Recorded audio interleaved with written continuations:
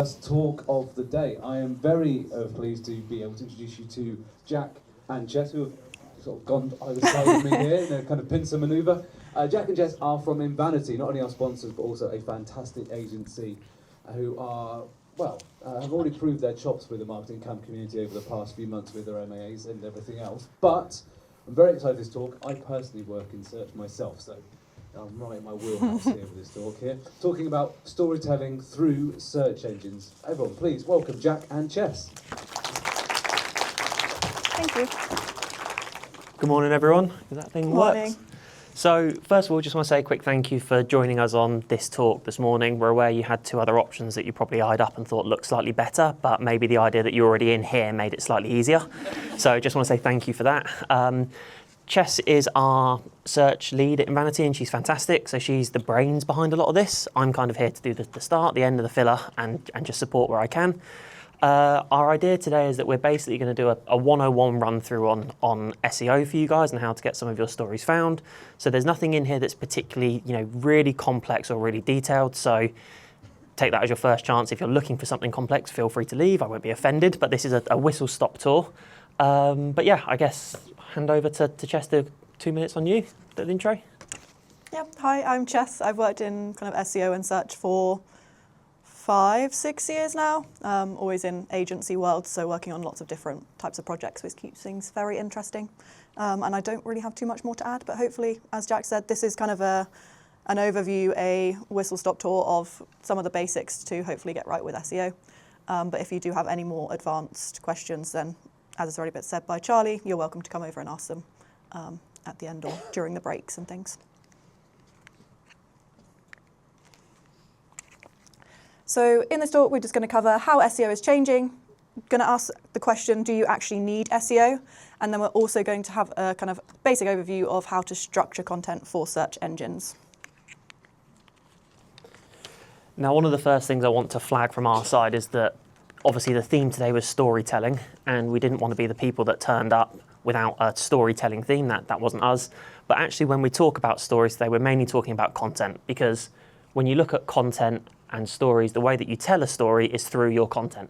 So the idea today is, how do you get that content found? Because if no one finds it, you may as well not have it there in the first place.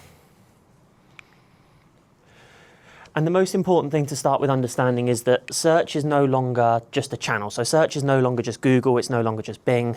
Search is kind of a behavior. So the way that people go about things and the way that people search for information hasn't actually changed.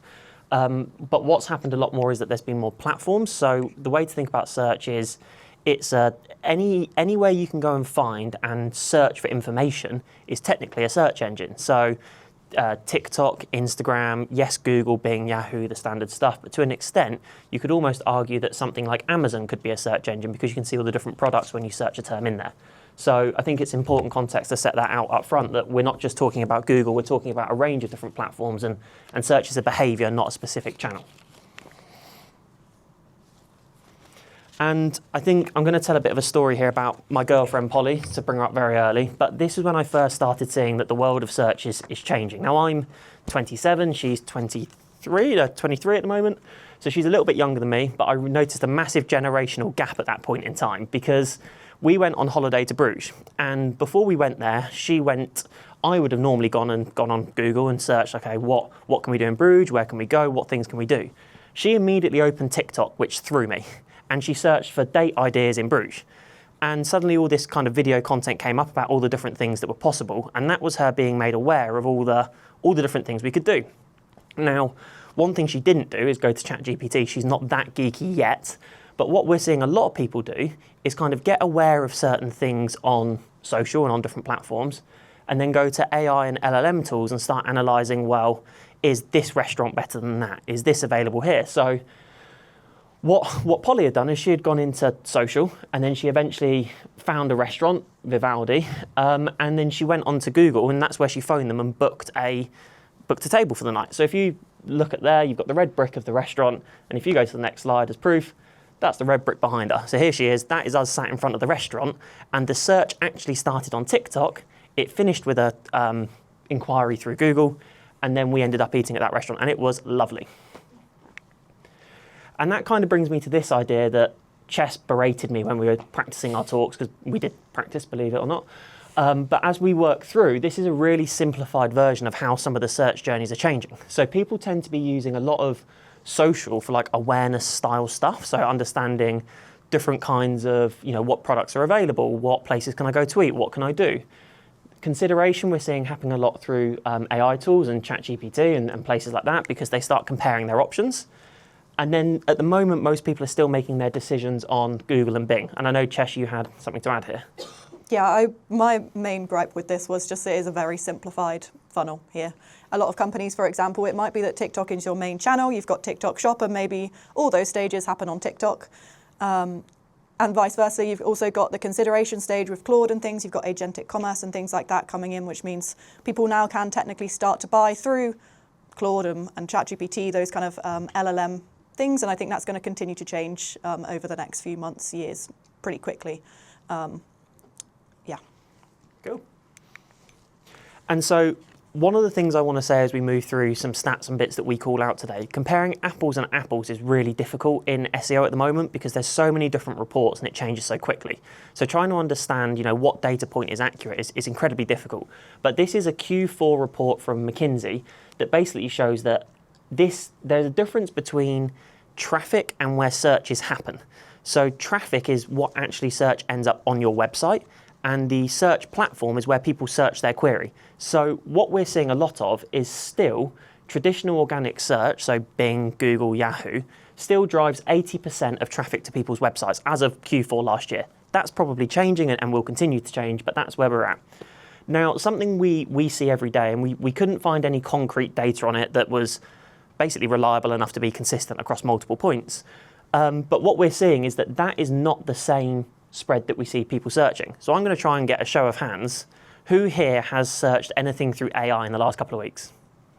Right. Now that is literally everyone. I thought it'd be like 50%, but that's like 95% of you there have searched. Now that is not 95% of traffic.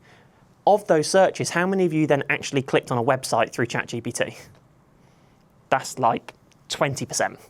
And that's basically what this is showing. It's showing that people aren't going through traditional Google channels for the research as much anymore, but they're still going there to decide. Anything to add there? I think there are some studies that suggest that maybe the traffic quality that comes from things like ChatGPT is higher, just because they're more qualified by the time that they're clicking on those links and going to those websites. But there are also studies that are saying the opposite. So at the moment, there isn't concrete data on that either. And we've seen that there is quite a considerable amount less. Sorry, I've got like 3 things I'm trying to hold in my hand at the same time. That there is quite a considerably less traffic coming from LLMs, and therefore it's probably not going to be your top sales or lead source at the moment, but that likely will start to change. And what we did find some data on is that people are still spending in Q4 last year, 90% of their SEO budget is still going into those traditional channels. Now, we think that that's something is it good, is it bad? We don't know. But it's something to note that you've all pretty much put your hands up to say you're searching on other platforms, but is your search strategy starting to move into other platforms as well?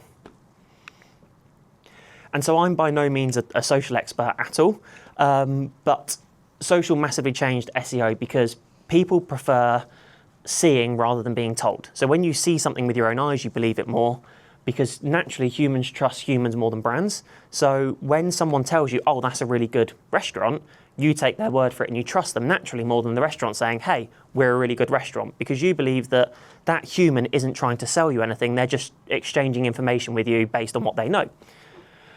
And social also made information much quicker and easier to absorb. So it became less difficult to capture some of that. When you look at a 30-second video of a restaurant and the food gets served and you see around you, you get a really clear picture of the vibe, the atmosphere, the portion size, how did the food look? Did it look nice? Was it well cooked?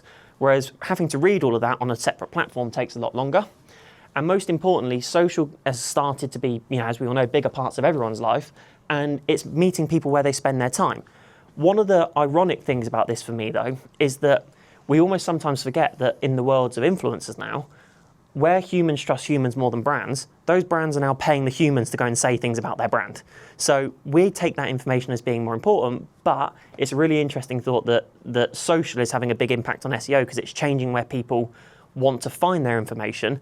And as humans, we are naturally lazy. So we want information as quickly, easily, and digestible as possible. And social's delivering that for people. And then obviously one of the big topics at the moment is how AI is changing SEO.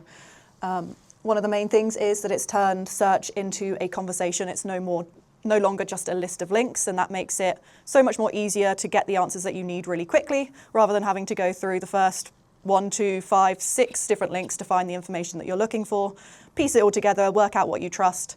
AI, LLMs, ChatGPT is doing that for you.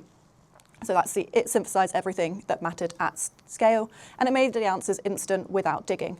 And in doing so, and how it did that is it's done it in a friendly manner. It's talking to you in a way that you want to be spoken to. You can ask it follow-up questions. You can even, I think, set the tone now in ChatGPT as to how you want the answers to be given to you.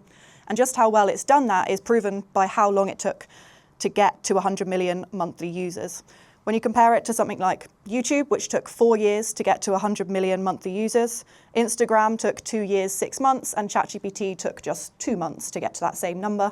And just this week it hit, I think it's 900 million weekly users now it's up to. So it is a very big platform now that people are adopting quite rapidly. And the big part about that for me is that speaking to these AI tools feels like you're speaking to a friend. It doesn't feel like they're trying to necessarily sell you anything. It feels like you can ask it, well, what were the reviews like for this place? What time does it open? What time does it close? What's the quality of food like? You can ask it all of these things, and the way the answer's presented to you feels a lot more friendly and not necessarily like they're trying to force you to go there and make a decision on their site. But one of the things we want to kind of caveat is that there is a lot of talk, whether you're on LinkedIn or whatever channel it is that you're looking at and speaking to people in the industry. They're getting pitched right now that they need to start doing GEO, AEO, all those different kind of things. And yes, there is certain things that you probably do need to tweak and change slightly. But if you have a strong, good SEO strategy already in place, you're probably already 75 to 80% of the way there with your strategy. As long as you're writing clear, authoritative, well-structured content, you're still building that kind of topical authority with topic clusters, content, blogs especially is really good for that. And you're still earning citations, brand mentions, digital PR is also another great method for this kind of thing. Those things are still the foundations of SEO, whether you're trying to optimize for traditional search, YouTube, Google, Bing, those kind of channels, or whether you're trying to optimize to appear in ChatGPT. There are some certain things that you might be doing slightly differently. So for example, LLMs and things are thought to give more weight to just brand mentions, so you might not need links quite as much, or people are searching slightly differently, so they're searching by their problems, and therefore you might start to think about having problem-themed pages where you show quite clearly in the titles and your content that you're answering and helping with their questions and their problems. But as I say, it's not like you have to completely rewrite your strategy. You should just be able to make edits and tweaks to it to adopt to this kind of new way of search. And Ches makes a really good point there, where we're seeing with our clients, they're writing a lot of pages around industries they support now and specific use cases for their products and services.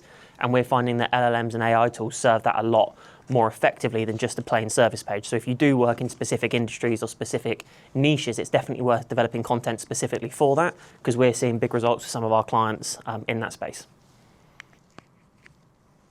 So we're then just showing some of our opinions on how SEO is working, how it's kind of changing. We've got 2 different ones. It doesn't mean that I don't agree with Jack's, and hopefully he doesn't disagree with mine. But mine is that search is just becoming hyper-personal and intent-led. The brands that understand their audience deeply, not just the algorithm, will win. So it's hyper-personal. Your results on Google, your results on ChatGPT are all kind of informed by any data and information that they've got on you. Even so, it's kind of, if you've got the settings on, it's possible that Google can now go into your Gmail account. It could see that you're subscribed to a certain newsletter from a brand, or that you've ordered from a brand before, and that might impact the search results that you see on your search page, because they've seen they like this brand, so I'm going to put them top, they're more likely to click on them. And mine is basically that I think search is becoming more multi-channel than ever. So I think the channels that people search through are continuing getting bigger. We speak about TikTok, Instagram, all the standard things, the AI platforms, but I do think eventually it will come back together, because humans are naturally lazy. So something that AI is really good for is synthesizing all this data and information at once. And one of the stats that Ches pulled out the other day is that the #1 most cited website on LLMs is currently YouTube. Is that right, YouTube? Yeah, YouTube. So it's basically pulling in all this information. And what I think is going to happen is it's going to start taking information from influencers, YouTube, video content in the awareness funnel. Then it's going to help you consider it. And then with the agentic AI and the ability to do like commerce through AI platforms, I think you're eventually going to be able to complete that whole user journey through AI. Now, I know it sounds like an AI pitch, but I think that's what's going to happen. So yeah, that's kind of my view. And this quote we found on LinkedIn kind of backed that up quite nicely. Our kids will think we were crazy for using Google for 20 years. So you typed a question in, got 100,000 blue links, schemed by SEO agencies, opened 11 tabs, skimmed each site, pieced together an answer and repeated this process 20 times a day. They'll think we were digital cavemen. But one thing that we kind of can universally agree on is essentially that search engine optimization is now search everywhere optimization. So you've got to be everywhere that your customer is searching, and that might not necessarily be Google anymore. That might be social channels, that might be ChatGPT. It might be somewhere completely different, but you've got to know your customers to know where they're looking. So I've called this the £36,000 question rather than the £1 million question, because essentially that's the average spend that companies are spending on their search engine optimization at the moment, or their search everywhere. Now, I saw some nice faces pulled down the front where someone's gone, oh, that's not, more or less than we are, but actually that's the average that people are spending. And the question is it actually worth it? Now, as someone that works in SEO and my whole agency sells this as a product, I will still say it depends. Sometimes no, sometimes yes. It depends on your buyer journey, your user journeys. But one thing I do know is that if you're thinking of SEO in a traditional way and you're just thinking of it as standard Google search, but that's not where your customers are, then no, basically. So we've just rebuilt and launched a brand new website for Invanity. We launched it today. Go and check it out. But we are not targeting SEO through what we do at all. We're going a different route. We're doing our SEO through brand mentions, through offsite, through content, through stuff like this. We're not doing it through standard search. And so, Ches, I don't know if you've got anything to add about, is it worth it? I think you've just got to know your market and do the research on it. So if you've got the right attribution, you'll be able to see whether the ROI works for you, see what budget that you've got available to you. And it might be that there's another channel that works better for you, has a better ROI, and therefore you've only got the budget for one of them and you probably want to pick that one. So in that respect, it's probably not worth it for you. It's always a case-by-case basis. And as every SEO is known for saying, it always does depend. So one thing that we do know is that brand marketing underpins pretty much all of SEO. So all good SEO starts with brand marketing. The example I often use is a librarian. So I like to think of Google as a librarian. So if you walked into your local library and you had your little Johnny, your 5-year-old kid, and you said, come on, I need a book for him today.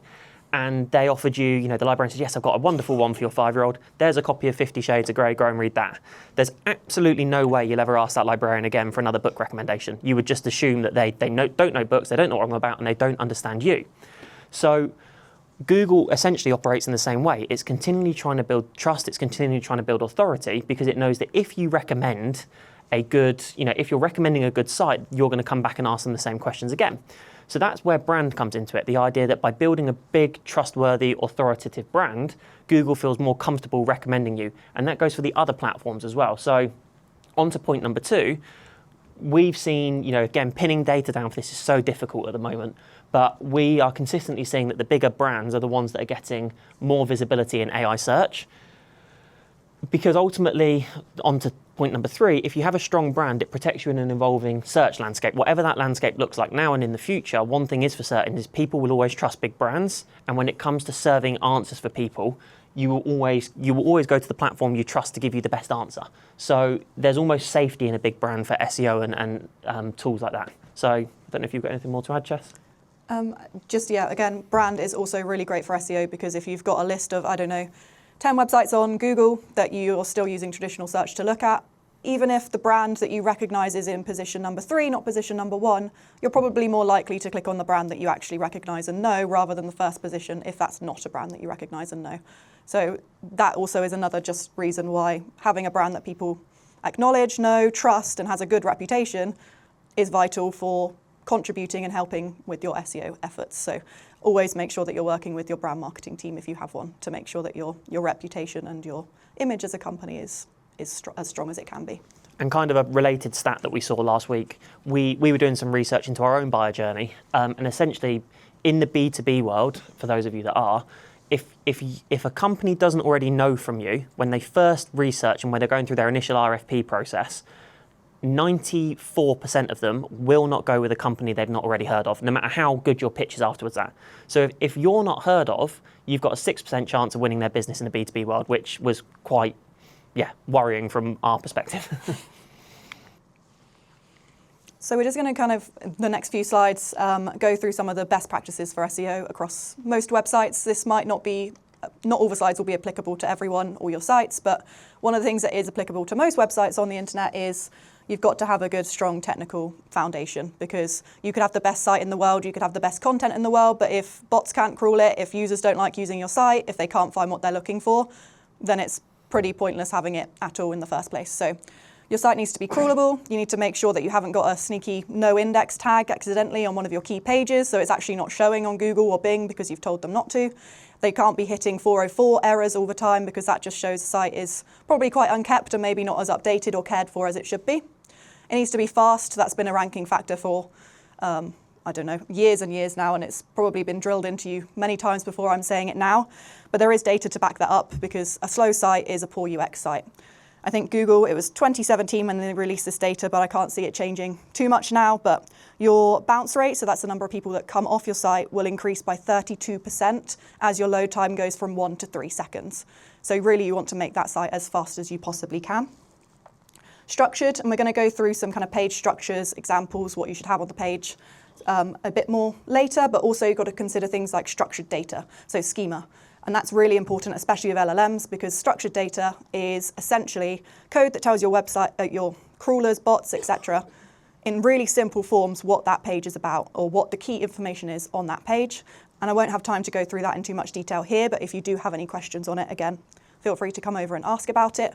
But some of the most common forms are things like FAQ schema, so having that on a page can really help your answers get pulled through into ChatGPT answers if someone asks it, or into the people also ask SERP feature.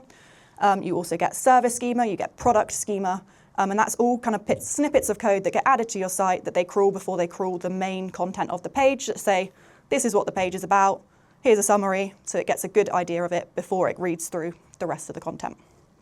And secure. You need to have an SSL certificate as a basic kind of level of that. If you land on a site that says your data's not secure, hackers might try and steal it, you probably do click off that pretty quickly.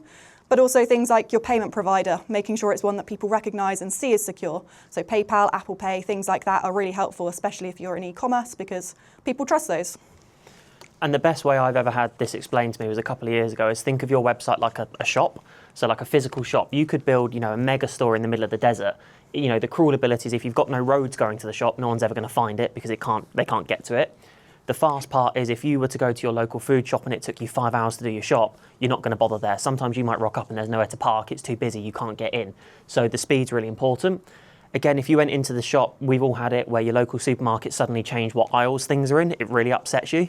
So people expect standard structures. You go in and in a supermarket context, you get your flowers, your grocery, your veg, then your meat. If you went straight into like the alcohol section and the bakery, that would feel all out of whack.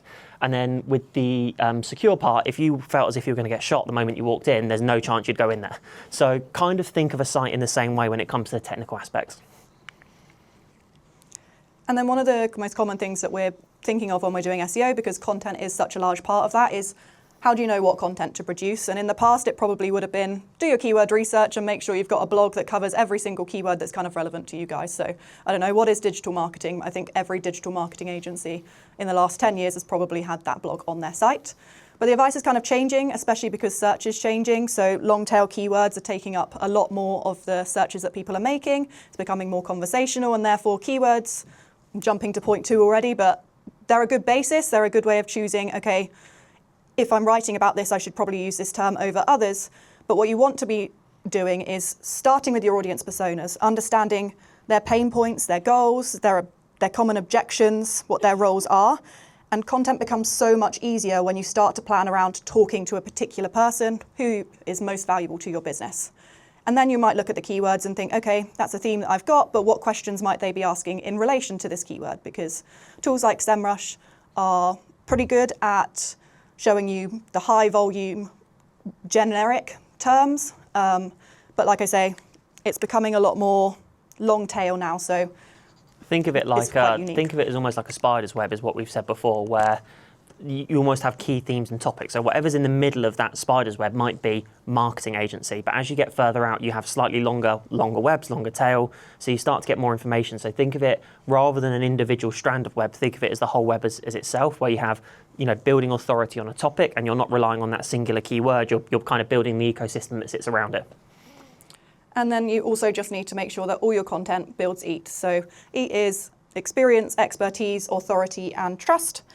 You've got to produce content that shows that you genuinely understand the topic and you're not just reciting things that you could have found on other websites all over the internet. And in doing so, the best way to do that is through real life experiences, case studies, stats, data, information that only someone who genuinely lives it and understands it day in, day out would be able to offer.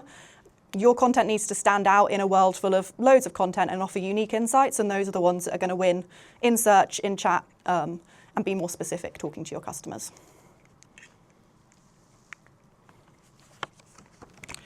So we're then just drilling into kind of organising content at a macro level, and I think sorry to interrupt, Ches, one thing we're going to say here is we're aware that there's some SEO experts in the room and stuff. This is just how we structure content. So come and have a chat with us after if it's something that you're not particularly familiar with or you've heard other advice. SEO at times isn't purely linear, so it can be quite a creative art and a balancing act. So some of the things we're going to go through and structure-wise over the next few slides isn't just, it's not like binary. It's not like you must do this. This is our opinion on what we think you should do, because this is how we've seen success for some of our clients, but everyone's use cases will be slightly different. So if you see something here that you think you're miles off or you've been advised differently, don't be alarmed, but we are about, if you want to come and speak to us about that, because as I said, they're all slightly different. So yeah, sorry, Ches. It's okay. So the first point is we always recommend structuring your navigation around your user journey. And I'm just going to skip forward to this slide here. This won't be specific to every business. Your business is probably unique. This is a service style business. But the first questions we kind of ask when we're looking at a basic navigation for a site is, okay, the first customers coming to your site, the first question they ask is, do they solve my problem? Are they actually people that can help me with the query, the problem, the issue that I've got, and do they offer services and or have the products or solutions to fix that? Once they've got to that point, okay, but do they understand my world? Do they understand the industry that I'm in? Do they have proof points in case studies specifically showing that they've worked with companies like me before or similar companies? And then, so can I trust them? And case studies kind of fits in both of those worlds. But also the about page, the insights pages. I think one of the top pages most commonly on a site to be visited by traffic is the about page, because people love people, as Jack's already said, and they like looking at your friendly faces and putting a name to who they're going to be talking to on the end of the phone or who's going to be replying to their contact query. And then once they've done all their research and they've reached a point where they're ready to reach out, make sure there's a clear commercial action in that top navigation where they can then reach out and you can sell to them in person. To give them the spiel probably once again, but in a way that's a bit more personal.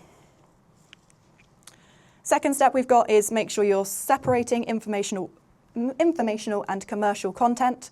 People looking for what is a digital marketing agency aren't looking for a digital marketing services page. They're looking for informational style blog content on that and vice versa. So you want to make sure that your pages have a clear intent. They're talking to the right people about their specific query. And one of the things that we quite commonly see is making sure that you organise your services by user needs, not by your internal teams. So you might have a sales and marketing team as part of your company, but that doesn't necessarily mean that your service page should be sales and marketing, because people are probably looking either for sales or they're looking for marketing, and therefore they should be two separate services on your site. And if people can't find it, they can't act on it. So your top navigation should have all of your key pages on your site in it. And if they're not in it, then it should probably be on the first level of one of the pages that they click on within it.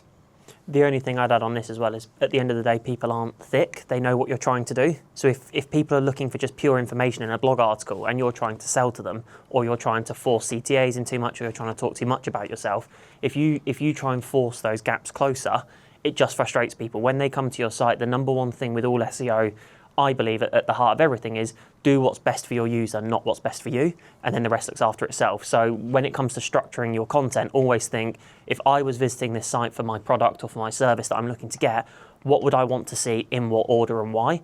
don't think from the brand or the business's perspective, what do I want to tell the user about? Because they'll pretty quickly cotton on to the fact that you're just trying to sell them something and not genuinely trying to help.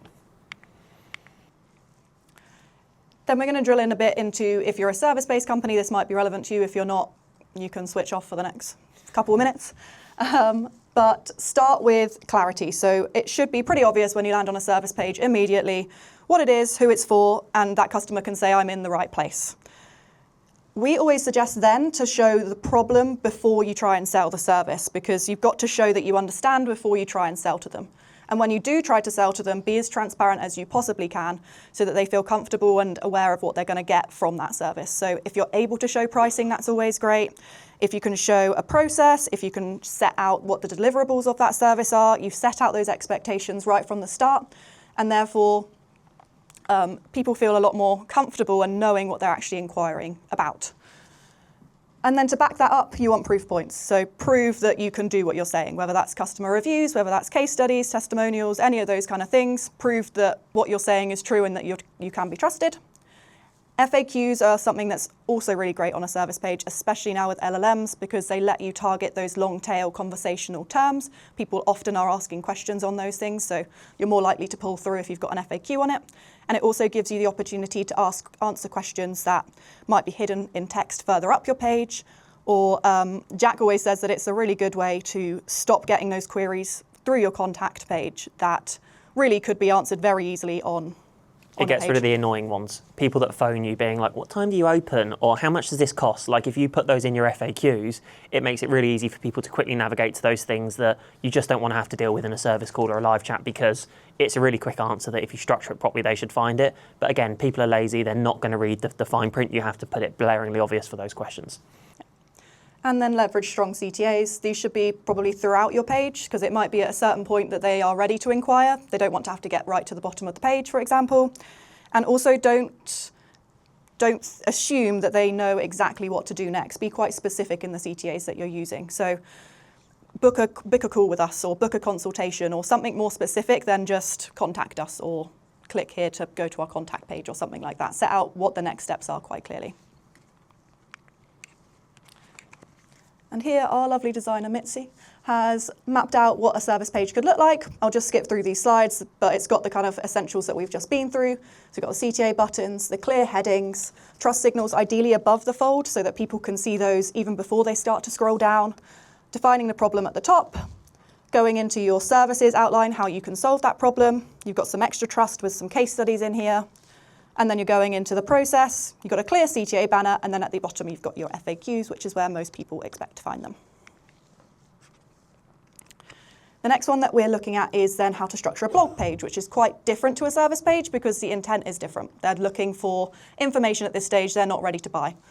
So the first thing is making sure that you're matching the intent. Your blog should only really answer one key question. And when you're writing the article, think, if I had searched this question, landed on this article, does it tell me everything I'd need to know? Nothing really more, nothing less. If they wanted to know more, you might have a separate article that kind of explains it in more detail that you can link them to. Provide a strong introduction. Just trying to get my stat up. So 44.2% of AI citations come from the first 30% of content. So that's where your introduction is, and your key information should therefore be really at the top of the article. And in that introduction, you want to show that you understand what you're talking about and show users exactly what they're kind of going to get from the article if they continue reading. And also helping with this is clear subheadings, because a lot of the time people might not need or want to read the whole blog. There might be just sections of it that they're interested in. So your subheadings should kind of signpost exactly where places are, be really clear on that, and make it really obvious so that they can read the sections they're interested in and ignore the bits that they don't want to. And it kind of relates into depth over fluff. So content that doesn't go into too much detail, doesn't give you much. It's a lot of waffle, so they're only getting one key thing from thousands of words, doesn't rank anymore. It's got to be specific. It needs sources. It needs data to back it up. Even if you don't have that data yourself, it's not a problem to link out to an authoritative source, and actually it can be a really big benefit to link out to a source of information, whether that's Statista or somewhere like that, that shows that what you're writing about is true and you can back it up with data. And make content conversational. We've already kind of discussed that, but ChatGPT, LLMs are making search so much more conversational because people are searching a lot more specific queries, and therefore you want to write a bit more about in the way that they expect it to be surfaced. So an example of this would be in the past, maybe we would have done a heading that kind of tries to target a particular keyword, but now you might want to try and reframe that as a question that matches how they would search that in an LLM. And then again, you want clear next steps from a blog. Whether that be, it might not be get in contact for our services, but it might be sign up to our newsletter or, I don't know, explore our services or read this other blog, because hopefully if you've got your buyer personas right, the people reading your content should be the people you're trying to target, and you want to get as much value from them as you can.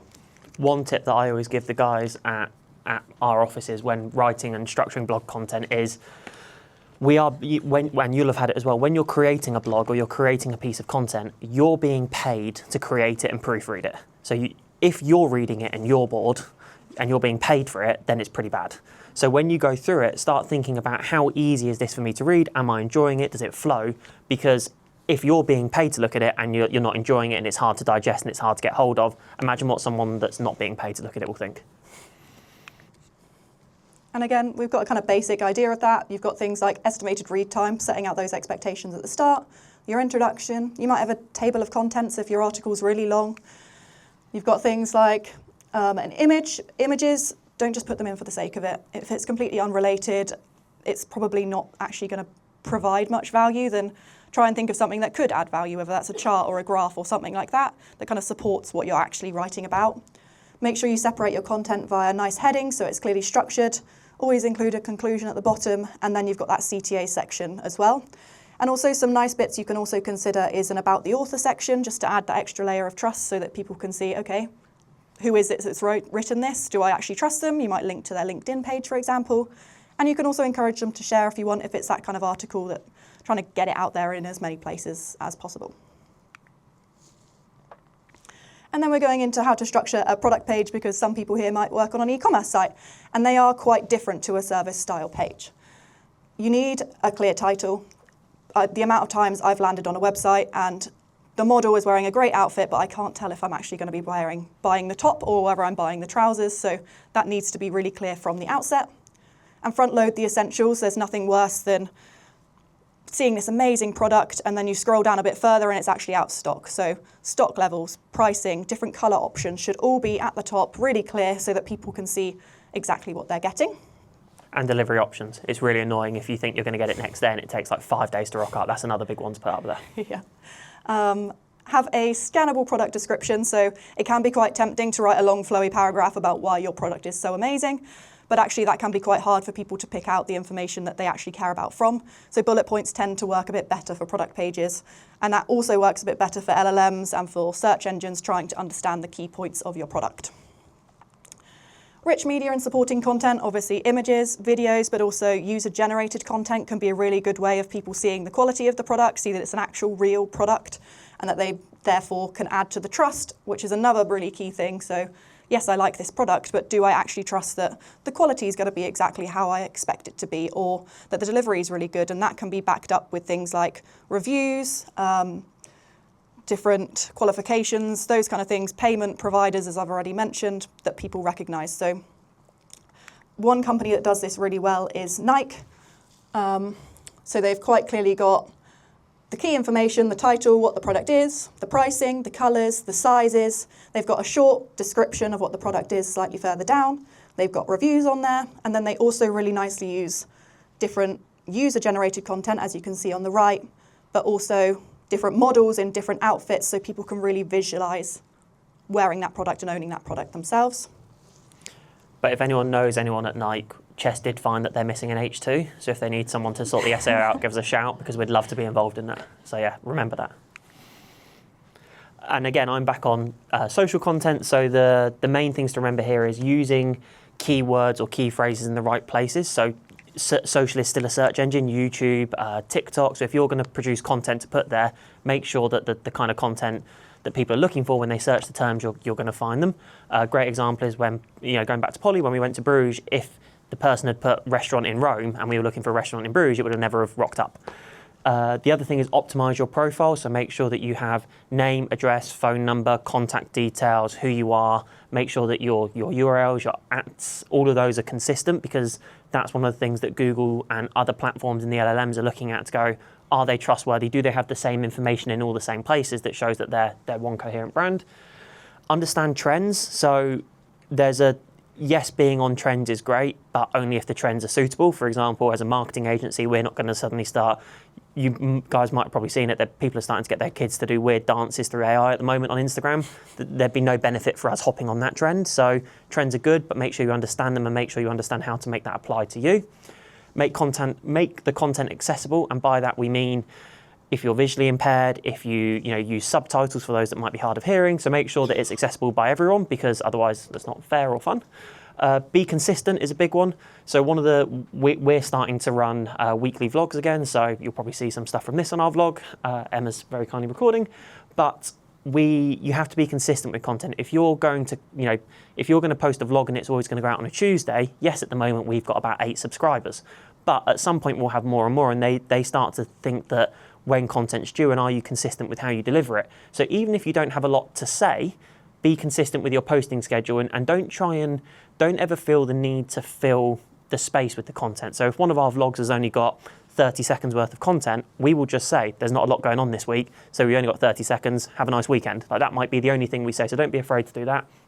And the thing that annoys me most with content across social is when people don't make it platform specific. So the amount of times you see the same piece of content and the same copy that's been put on Facebook, Instagram, TikTok, and then on a blog is really frustrating. So if you're going to use content across different platforms, make sure you shape that content so that it's suitable for the platforms. And that comes into like things like what sizes have you used, do you use the right @, do you use the right tags? So making sure content's actually suitable for the platform so that the user gets what they need, because sometimes they might follow you on Instagram and on LinkedIn. So if you're just serving them the same piece of content in both places, what's the point in them doing that? And then once you've kind of optimized all your content, you really need to know how well it's performing. Is it actually worth it? Is going to be helpfully answered by your tracking. So the first thing that you need to make sure that you're doing properly is that you've got accurate attribution. So you want to be able to identify the people that have found your website through search and they've submitted a form, they've contacted you, they've made a sale. And we use tools like What Converts and HubSpot quite commonly to do that kind of attribution for us, but there might be other tools that you guys use. And if you need help setting it up, that's actually something we're quite good at. It's quite a tricky thing sometimes to get that attribution right, but there's no point tracking anything if your attribution isn't correct. And make sure you're going beyond those vanity metrics. So yes, clicks, impressions are really great at showing you that you're going in the right direction, but that's not necessarily, as Jack would say, they don't pay the bills. So it's actually the leads and the revenue that is the key thing that you need to be looking at and analysing to determine whether your SEO has been worth it and whether the ROI on it is actually worthwhile. Brand name tracking is also a really good metric to take count of. Knowing the difference between your branded search traffic and your non-branded search traffic makes you know how well you're getting known by new customers through non-branded search terms, because those are the people that are finding you not because they know who you are already, but because you're talking to their problems, you're understanding kind of what they need and your audience, and they're discovering you through search. And track wider success, because a lot of the time it's not a single touch point that leads to a sale or a lead. They might have seen you on social media and then gone to Google to search for you. They might see your Google ad, click on your site, look around, come back a few weeks later and find you via SEO in different ways. So always look at digital marketing metrics and performance as a whole and as a wider kind of world and ecosystem to determine your success. Don't just kind of specifically look only at SEO. And a great thing there is, imagine that, let's say your leads have gone down 10% across the whole business, but from SEO, they've only gone down 2%. That would actually show that your SEO is doing quite well, but on your data, it'd look like they've reduced. But in comparison to the rest of the business, for factors that may be outside of your control, it could still be seen as successful because it's outperforming other areas. We've got 5 minutes left, so I'm just going to leave up our top 3 SEO tools if you want to talk to us about any of these, but these are our top 3 ones that we go through, and some of them do have paid options, but they also do have free options as well, and they can be really useful. You might also have different variations of some of them, like rank math. Some people prefer Yoast, but... And I know these slides are being sent out as well, so don't panic if you didn't get hold of them. And then, so this one here, I'm just going to leave this up. I think our next slide's, oh no, we've got one more slide after this, but the main thing is the top right, Mitzi, when we did it as a laugh. Mitzi, our wonderful designer, she's actually got a dog called Gus, and that is Gus in the top corner. So he's now a film star, which is nice. But if you don't know what Gus means, go and ask Beth, because we're trying to make our brand voice slightly less sweary, which is ironic. But here's some things that, some sources that we love and how much we think SEO should cost. But most important note from this slide is, remember, SEO isn't for everyone, and that's okay. If you're going to spend the money, spend it in the right place that drives the revenue. Don't just do SEO because everyone else is. And then hopefully this should work. So if you guys scan that will take you to a downloadable PDF, basically. So that and that PDF is all about how to structure a web page properly. So it's a downloadable piece of content that allows you to look at how should you structure it with H tags, how do you get the indexing. There's loads of great information in there that's slightly more detailed than what we've covered today. If it doesn't work, I'm really sorry. My developers promised me it would be live, but I didn't have time to check before because our website's just gone live today. I've got a thumbs up, so it is working. Thank you, Sarah. So yeah, check that out, and any questions around it, ask us afterwards. And then questions if we have time. I think we have 3 minutes. Yeah, you've got to clap. Would you like this? Oh, I can take that. There you go. Oh yeah, we have a couple of minutes before our first break, so if anyone has a question, first of all, I say fantastic talk, thank you very much guys, really informative stuff, some great points. Yes, does anyone have a question, and I shall attempt to walk quickly towards you. I'll take this to him, he's one of ours, he's going to be a pain. What do you want? This isn't part of it, by the way. What's that supposed to be? What's the implication of people just purely searching LLMs rather than going onto a website? Do you think that's bad news for businesses? I think it removes the opportunity to upsell, which is one of the main benefits of being able to go to a website is, okay, you might not be ready to buy right now, but can I get you to sign up to our newsletter so you remember us? Or can I get you to follow us on social media so again that you remember us? And when you're on an LLM, you don't get that kind of aspect to be able to upsell, and you're often listed with other brands. You don't get to show your USPs quite as clearly as you would be able to on your own website. Yeah, you give them the microphone, I'll try and handle it if not. Sorry, there's only 2 microphones. Very basic question. When you're setting up, looking at your home page, what's the key things about the structure of the home page that helps us here? Thanks. You going? You want me to go? Yeah, you can do that one.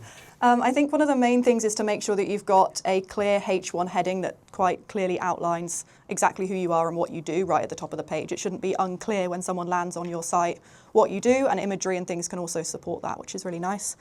And I always like to use your homepage as kind of a way to signpost people to different sections. Remember that the further down the page they are, not as many people get further down the page, so make sure your most important information is at the top and that you're talking about your services on there and signposting them off to your services, that you then might have a section on who we are that then can signpost them to your about page, because they might not then want to use the navigation, they want to find those sections, read a tiny bit of content about it, and then send them to a page that they can learn a bit more.